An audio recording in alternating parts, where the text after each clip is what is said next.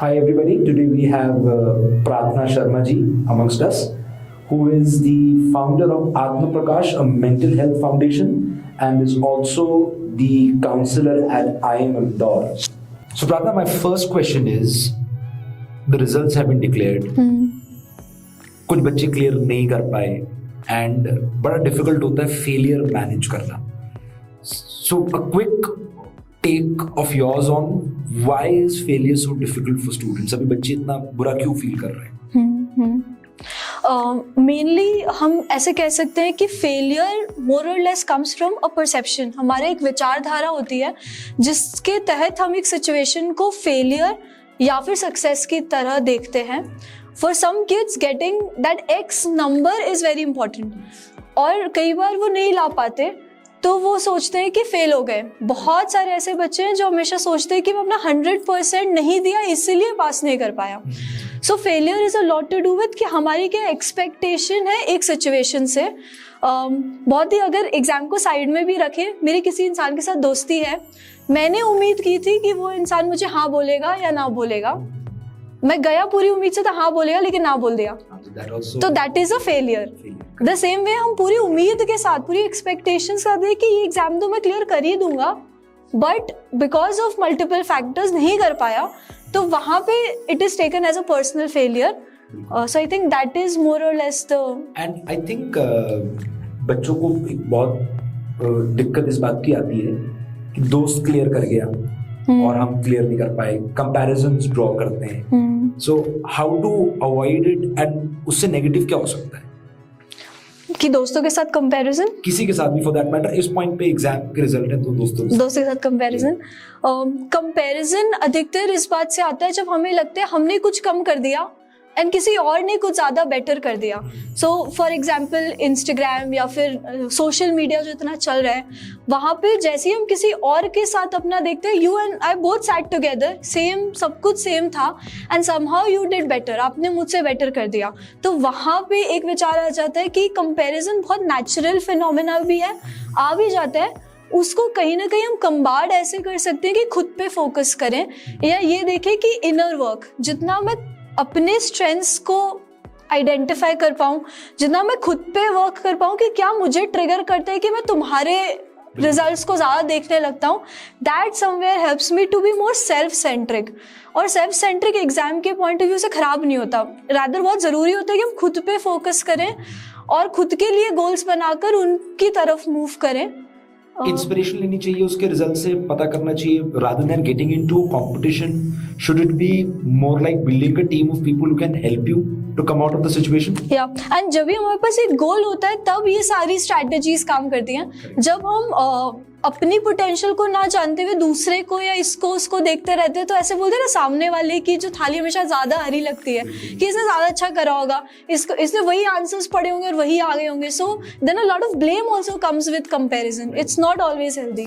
बहुत difficult I think Prarthana is handling peer pressure, क्योंकि बच्चे घर से दूर रहते हैं. पेरेंट्स चलो दूर नहीं भी हैं, घर पे भी चले गए, पेरेंट्स को कैसे फेस करना चाहिए, पेरेंट्स को किस तरीके से समझाना चाहिए? What are your thoughts on that? I think मुझे लगता है जनरली पेरेंट्स के साथ एक बॉन्ड होना चाहिए, whether in exam which is a pressure point और not in exam. And for parents, from parents point of view ऐसे होना चाहिए कि हर दिन के स्केड्यूल के बारे में जानकारी और जनरली हर दिन के बारे में एक मोटिवेशन पेरेंट को देना चाहिए, ना कि सिर्फ एग्जाम के रिजल्ट आने के बाद सडनली गेटिंग सो इन्वॉल्व कि अरे तुम कहाँ थे, तुम क्या कर रहे थे, and like putting more pressure out of it. And एक बहुत खराब मिसकंसेप्शन है कि अगर पीयर्स प्रेशर दे रहे हैं या फैमिली प्रेशर दे रही है तो बच्चा बेटर परफॉर्म करेगा. ऐसा बिल्कुल नहीं होता है, कभी नहीं होता कि प्रेशर में इंसान बेटर परफॉर्म कर रहा है. ऐसे होता है कि अगर इंसान के रेंज के अंदर, उसके कंफर्ट या उसके स्कोप के अंदर उसको लगता है वो कर पाएगा, तो वो थोड़ा और ट्राई करके अपने गोल की तरफ मूव करता है, ना कि प्रेशर में आके बेटर परफॉर्म करता है. It is consistency that helps, not pressure. इस टाइम पे अब जब पेरेंट्स कुछ बच्चों से गुस्सा हो गए कि तुमने परफॉर्म नहीं किया, तो अभी बच्चे को पेरेंट्स को कैसे हैंडल करना चाहिए? बच्चे को कैसे हैंडल करना चाहिए। आई फील बच्चे को ये समझना, मतलब एम्पैथी एक वर्ड होता है जो बहुत इंपॉर्टेंट होता है। बहुत सारे बच्चे गुस्से से या पेरेंट की बातचीत से डील करते हैं, कई बार स्मोक करके या कई बार सब्सटेंस यूज़ करके। बहुत सारी बार ऐसा होता है कि वो अपने विचारों में अपने आप को और नेगेटिव बोलने लग जाते हैं और आगे जो एग्जाम्स हैं उनको भी खराब कर लेते हैं। सो उस रास्ते पे जाने के बजाय कि पेरेंट के मन में क्या गुजर रही होगी अभी, कि उनकी उम्मीदें थी, उन्होंने भी एक्सपेक्ट किया था हमारी तरह और वो मीट नहीं हो पाया।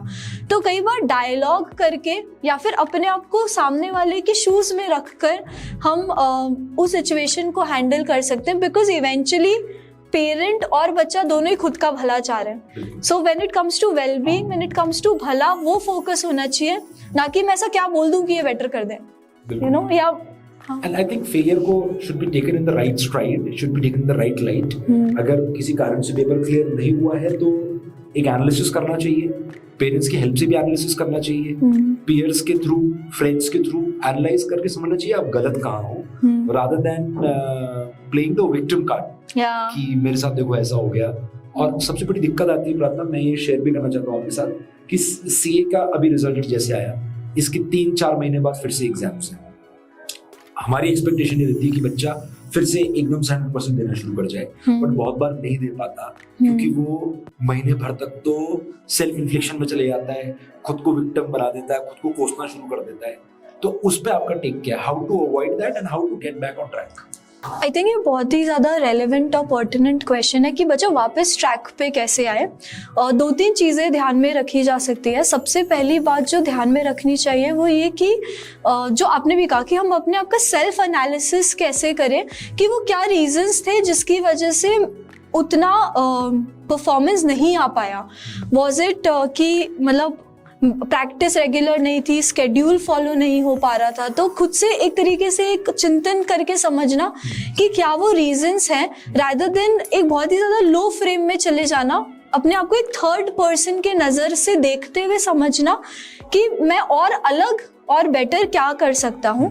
सेकेंड, हम कई बार ये बात को स्किप कर देते हैं कि अपने जो टीचर्स हैं या जो हमारे मेंटर्स हैं उनके पास रिविजिट करना, because they know our strengths the best. हम अपने आप को समझते हैं लेकिन हमारे टीचर्स हमें थर्ड पर्सन के लेंस से बहुत अच्छे से समझते हैं। तो उनके इनपुट्स को लेते हुए एक स्केड्यूल फॉर सिलेबस बनाना और उसको अप्रूव करना, क्योंकि जब भी हम किसी गोल को भी सेट करने की बात करते हैं तो कई बार खुद के अंदर ही खुद में we end up setting things and then just going to in our own whims. तो खुद के नज़र से तो जाना ही, लेकिन अपने टीचर्स, अपने मेंटर्स का भी सपोर्ट एक तरीके से लेना, ताकि हम अपने आप को वापस से रिवाइव बैक कर सके अपने गेम के अंदर। एंड थर्ड, कुछ ऐसे ट्रस्टेड लोगों के साथ जुड़े रहना जिनको हम बार बार बता सके अबाउट आवर प्रोग्रेस। जब हम अपनी नेगेटिव बातों को बार बार करते हैं तो हम उस लूप में फंसते हैं, लेकिन जब हम अपनी आज की 2 लेट्स से चीज़ों की प्रोग्रेस को शेयर करते हैं तो कई बार हम ऐसे सोचते हैं अगर मैं बहुत ज़्यादा प्रोग्रेस शेयर करा फिर भी फेल हो गया तो ऐसे इफ्स और बट्स के अंदर ना फंसना, लेकिन अपने प्रोग्रेस को अपने ट्रस्टेड लोगों के साथ शेयर करना, to know that they will always have our back. They are not judging us based on हम अच्छा करें या बुरा करें, but they are our well wishers. तो उनके साथ अपनी प्रोग्रेस को शेयर करते रहने से भी ट्रैक पे आने में आसानी होती है। And my last question to you, Pratna, is as a counselor, आप कौन सी 3 एक्शनेबल चीजें बता सकते हो जो बच्चे को आप अपने शेड्यूल में इन्वॉल्व करनी चाहिए जिससे वो बेहतर परफॉर्म कर पाए, जिससे उसकी रिकवरी और अच्छी हो पाए? ओके, सो आई थिंक सबसे पहला चीज़ होता है कि जो हम अपने स्केड्यूल के अंदर ही इंट्रोड्यूस कर सकते हैं वो है healthy lifestyle.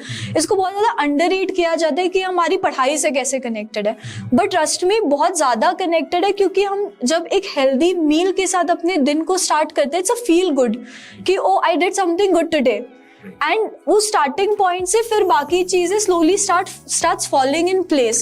So something like having a juice या फिर having something as simple as nuts, that's a good zone जिसके साथ हम अपने दिन को अच्छे से शुरुआत कर सकते हैं।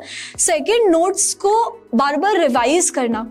हम we focus too much on just reading and finishing कि हम रिवाइज करने को या मतलब चीज़ों को रिमेंबर करने को पीछे छोड़ देते हैं। ऐसा सोचते हैं कि एग्जाम से 4 दिन पहले रिवाइज करेंगे, that doesn't work. if you've learned 3 things, try revising them every single day by उसको एसोसिएट करके या कनेक्ट करके तो अपने स्केड्यूल में डाल दो कि आज मैंने ये 5 चीजें सीखी और उसको मैंने कहीं लिख दिया. So I think just revising every day is very very important for any competitive exam that you are applying for. And third, and again I मतलब people don't see a direct relation, but a good sleep is very important.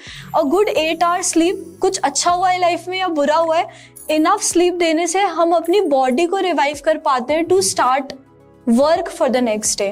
So I think ये 3 चीजें. Put it into simple terms, प्रार्थना means सुबह पोहा कचौड़ी नहीं खाना है. हाँ और बिल्कुल. रात को टाइम पे सोना है और मुंह के सामने इंस्टाग्राम नहीं रखना है, रील नहीं देखनी है. रादर हेल्दी प्रैक्टिसेस की एटलीस्ट मतलब 3 घंटा बोलते हैं बट 45 मिनट्स पहले भी अगर फोन को दूर रख सकें, it's a very very healthy practice. Yes, and I think you should take it in the stride. It is a part of your life. It is not your life that you have failed. It's a very small part of your life, dear students. And I'm sure you would overcome it. I'm very sure of the fact that you are very strong mentally. और थोड़ा सा दुख होना महसूस Normal है. Normal होता है. उसको बहुत ज्यादा सीरियसली नहीं लेना बेटा. जो आपको प्यार करते हैं, जो आपको मीन करते हैं, आपकी फैमिली, उनके साथ और टाइम स्पेंड करें, हमारे साथ टाइम स्पेंड करें. We are all there for you. And let me promise you on behalf of the entire academy that we are there with you. We will be by with you forever. God bless you. Thank you so much, Pratna, for your time. Thank you.